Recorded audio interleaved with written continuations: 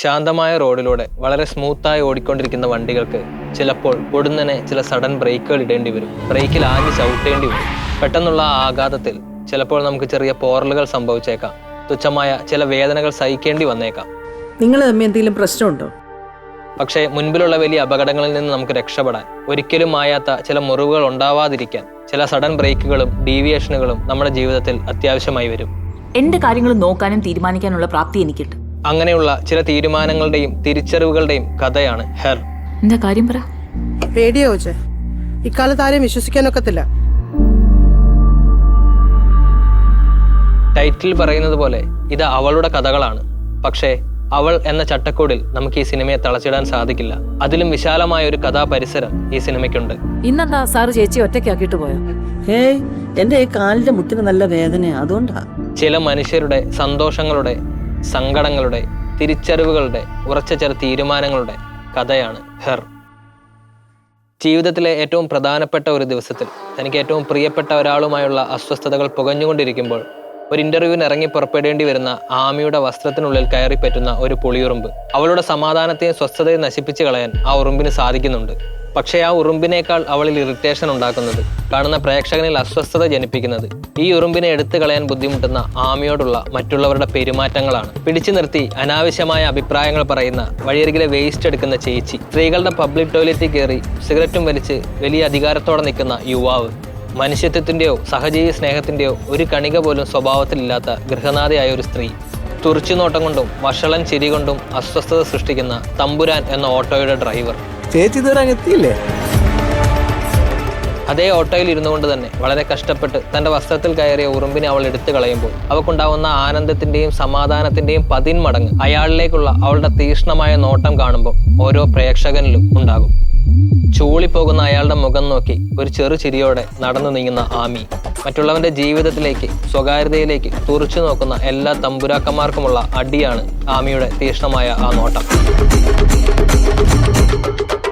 അഹങ്കാരവും സ്വാർത്ഥതയും തലയിൽ കൊണ്ടു നടക്കുന്ന ഒരു മനുഷ്യനും അവന്റെ ചുറ്റുപാടുകളിലുള്ള ആളുകളുടെ ജീവിതങ്ങളെ കാണാനും അവരുടെ ഇമോഷൻസിനെ മനസ്സിലാക്കാനും സാധിക്കില്ല.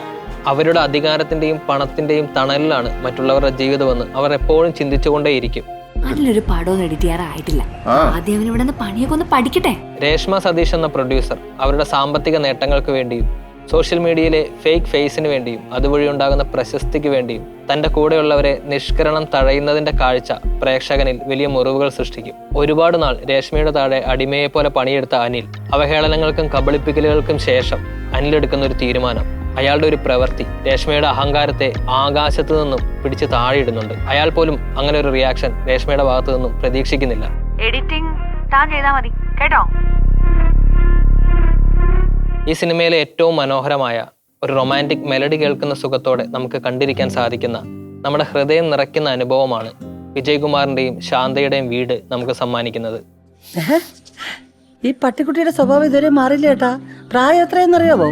ഒരിക്കലും തീരാത്ത പ്രണയവുമായി ജീവിക്കുന്ന 2 ദമ്പതികൾ. വിജയകുമാർ ശാന്തയെ എന്ന് ഉറക്കെ വിളിച്ചുകൊണ്ടേയിരിക്കും. ശാന്ത അയാളുടെ മനസ്സറിഞ്ഞ് എപ്പോഴും വിളി കേട്ടുകൊണ്ടേയിരിക്കും.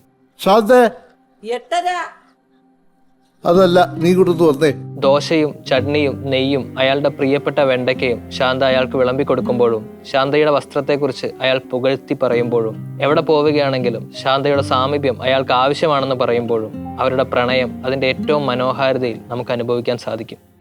50 കഴിഞ്ഞാലും കുശുമ്പിന് കുറവില്ല. 60 കഴിഞ്ഞാലും ആരാണെന്ന് പറയാൻ വയ്യ. ബന്ധങ്ങളുടെ ആഴമറിയാത്ത, ഇമോഷൻസ് ഇല്ലാത്ത, എന്തിനും ഏതിനും പഠിപ്പിച്ചതുപോലെ മാത്രം മറുപടി പറയുന്ന ഒരു സ്മാർട്ട് ഡിവൈസിലേക്ക് വിജയകുമാറിന്റെ ജീവിതം മാറുമ്പോൾ, ശാന്തയെ വിളികൾക്ക് പകരം അലക്സ വിളികൾ നിരന്തരം ഉയരുമ്പോൾ, അയാൾ അലക്സയിൽ മാത്രം നിരന്തരം ആശ്രയിച്ചുകൊണ്ടിരിക്കുമ്പോൾ, ശൂന്യമായി പോകുന്ന, നിശബ്ദയായി പോകുന്ന ശാന്ത പ്രേക്ഷകരുടെ ഉള്ളിൽ ഒരു നേർത്ത വിങ്ങൽ സൃഷ്ടിക്കുന്നുണ്ട്. അധികം നാടകീയതകളിലേക്ക് കടക്കാതെ ഒരു ചെറിയ കള്ളത്തരത്തിലൂടെ അയാളെ തിരിച്ചു പിടിക്കുന്ന ശാന്ത. അത് മനസ്സിലാകുമ്പോൾ ആ സാഹചര്യത്തിനനുസരിച്ച് ഒരു പുഞ്ചിരിയോടെ അവളെ സ്വീകരിക്കുന്ന വിജയകുമാർ. ഇവർ രണ്ടുപേരും മരിക്കാത്ത പ്രണയത്തിന്റെ പ്രതീകങ്ങളായി ശാന്തയുടെ ഏറ്റവും പ്രിയപ്പെട്ട ബോൾ ഗ്രേപ്പ് ജ്യൂസിന്റെ മധുരം പോലെ നമ്മുടെ ചുണ്ടുകളിൽ ഒരു പുഞ്ചിരി സൃഷ്ടിക്കും. ഏതൊരു ബന്ധവും അതെത്ര കണ്ട് മുന്നോട്ട് പോയ ബന്ധമാണെങ്കിലും നോ പറയേണ്ട സാഹചര്യവും തിരിച്ചറിവും നമുക്കുണ്ടായാൽ നോ പറയണമെന്ന് തന്നെ നമ്മളെ പഠിപ്പിക്കുന്നുണ്ട് അബി. ഈ വവ്വാല് കിടക്കുന്നവരെ കിടന്ന എല്ലാം ആയി. ഒരു പെൺകുട്ടി എങ്ങനെ കിടക്കാൻ പാടില്ല എന്ന് സമൂഹം പറയുന്നുവോ അങ്ങനെയാണ് അവൾ നിരന്തരം കിടക്കുന്നത്. അങ്ങനെ നിരന്തരം കിടന്ന് ആലോചിച്ചുകൊണ്ടാണ് അവൾ അവളുടെ തീരുമാനം വീട്ടുകാരോട് പറയുന്നത്. എത്ര മനോഹരമായ പ്രണയമാണെങ്കിലും ദാമ്പത്യ ജീവിതത്തിലേക്ക് കടക്കുന്നതിന് മുമ്പ് പരസ്പരം അറിയുന്നത് നല്ലതാണ്. ഇവിടെ അങ്ങനെ പരസ്പരം അറിയണമെന്ന് ആദ്യം വാശി പിടിക്കുന്നത് അബിയുടെ കാമുകനാണ്. അല്ല, നിനക്ക് ഇൻട്രസ്റ്റ് ഉണ്ടെങ്കിൽ മതി. ഇനിയിപ്പോൾ അങ്ങനെ ഒരു യാത്ര പോയില്ലെങ്കിലും നമ്മുടെ ഇടയിൽ ഒന്നും മാറാൻ പോകുന്നില്ല. അവൾക്ക് ആദ്യം അതിനോട് വിമുഖതയാണ്. പക്ഷേ അങ്ങനെ അവർ നടത്തുന്ന യാത്രയിലൂടെ ഏറ്റവും ഗുണമുണ്ടാകുന്നത്, ഏറ്റവും വലിയ തിരിച്ചറിവുണ്ടാകുന്നത് അബിക്കാണ്. ഇന്നവൾക്ക് ആ തിരിച്ചറിവ് ഉണ്ടാകുന്നില്ലായിരുന്നെങ്കിൽ ജീവിതകാലം മുഴുവൻ ഈ ബന്ധം അവൾക്കൊരു മുറിവായി മാറുമായിരുന്നു. ഒന്നും പറയാതെ ഇപ്പൊ കല്യാണം വേണ്ടെന്ന് പറഞ്ഞാൽ എന്താ അർത്ഥം? ഈ കല്യാണം വേണ്ട എന്നും ഇങ്ങനെയൊരു തീരുമാനമെടുക്കാനുള്ള കാരണത്തെക്കുറിച്ചും അവൾ വീട്ടുകാരോട് വിശദീകരിക്കുമ്പോൾ അവളെ ആദ്യം മനസ്സിലാക്കുന്നതും ഏറ്റവും ആഴത്തിൽ ഉൾക്കൊള്ളുന്നതും അവളുടെ മുത്തശ്ശിയാണ്. എന്നാ പിന്നെ നിർബന്ധിക്കണ്ട. എല്ലാം കേട്ട ശേഷം ഉണ്ടാവുന്ന മുത്തശ്ശിയുടെ ചിരിയിൽ ഒരു ജീവിതകാലം മുഴുവൻ അനുഭവിച്ചു തീർത്ത വേദനയും നമുക്ക് കാണാൻ സാധിക്കും. രുചിയിലേക്ക് വരുമ്പോൾ തന്നെ ശ്വാസം മുട്ടിക്കുന്ന തൻ്റെ കുടുംബക്കാരുടെയും നാട്ടുകാരുടെയും അടുത്തു നിന്ന് മാറി തൻ്റെ ചില ഇഷ്ടങ്ങളെ കണ്ടുപിടിച്ച് ജീവിതത്തിൽ കുറച്ച് ലക്ഷ്യങ്ങൾ സെറ്റ് ചെയ്ത് അതിനുവേണ്ടി കഷ്ടപ്പെടാനുള്ള മനസ്സുമായി ജീവിക്കുന്ന ഒരു വ്യക്തിയെ നമുക്ക് കാണാൻ സാധിക്കും. ആ ലക്ഷ്യത്തിന്റെ അവസാന ദിവസം തൻ്റെ ഇഷ്ടങ്ങൾക്കനുസരിച്ചല്ലാതെ നടക്കുന്ന ചില കാര്യങ്ങൾ, ആ കാര്യങ്ങൾ സൃഷ്ടിക്കുന്ന അസ്വസ്ഥതകൾക്കിടയിൽ രുചിക്ക് സംഭവിക്കുന്ന ഒരു അബദ്ധം, ഏറ്റവും ഇമ്പോർട്ടൻ്റ് ആയ പ്രസന്റേഷന്റെ ഇടയിൽ ഈ അബദ്ധത്തെക്കുറിച്ച് ഓർക്കുകയും അത് പരിഹരിക്കാൻ ഓടേണ്ടി വരികയും ചെയ്യുന്നുണ്ട് രുചി. ആ ഓട്ടത്തിനിടയിൽ ഒരുപാട് തടസ്സങ്ങൾ രുചി നേരിടുന്നുണ്ട്. മാഡം കാശ് വേണം, വേറൊരു പേ എടുക്കത്തില്ല. ഗൂഗിൾ പേ കാശിട്ടില്ല മാഡം. അയ്യോ, അത് പഞ്ചറാ മോനെ. ഒടുവിൽ അതിനെയെല്ലാം തരണം ചെയ്ത് തൻ്റെ ലക്ഷ്യത്തിലേക്ക് എത്തുമ്പോഴേക്കും തൻ്റെ ഏറ്റവും പ്രിയപ്പെട്ട വ്യക്തി അവൾക്ക് വേണ്ടി ആ പ്രശ്നം പരിഹരിച്ചിട്ടുണ്ടാകും. ഞാൻ നിന്നെ എത്ര വിളിച്ചു. നമുക്ക് ഏറ്റവും പ്രിയപ്പെട്ടവർ നമുക്ക് ഏറ്റവും അത്യാവശ്യമുള്ളപ്പോൾ നമുക്ക് വേണ്ടി ഉണ്ടാകും എന്ന് പറയുന്നത് അന്വർത്ഥമാക്കിക്കൊണ്ട് 5 കഥകളാണ്, 5 വ്യക്തികളാണ്. പക്ഷേ ഇവരെയെല്ലാം വളരെ മനോഹരമായൊരു നൂലിൽ സുന്ദരമായി കോർത്തിണക്കാൻ എഴുത്തുകാരിക്കും സംവിധായകനും കഴിയുന്നുണ്ട്. നിനക്ക് വേണ്ടപ്പോഴൊക്കെ ഞാനുണ്ടാവും. ഇത് നമ്മുടെ കഥകളാണ്. ഓരോ കഥാപാത്രത്തിലും നമ്മുടെ ഷെയ്ഡ്സ് നമുക്ക് കാണാൻ സാധിക്കും. ഇന്നത്തെ സമൂഹത്തിൽ, ഇന്നത്തെ ആളുകൾക്കിടയിൽ നമ്മൾ നിർബന്ധമായും കണ്ടിരിക്കേണ്ട കാഴ്ചയുടെ പേരാണ് ഹെർ.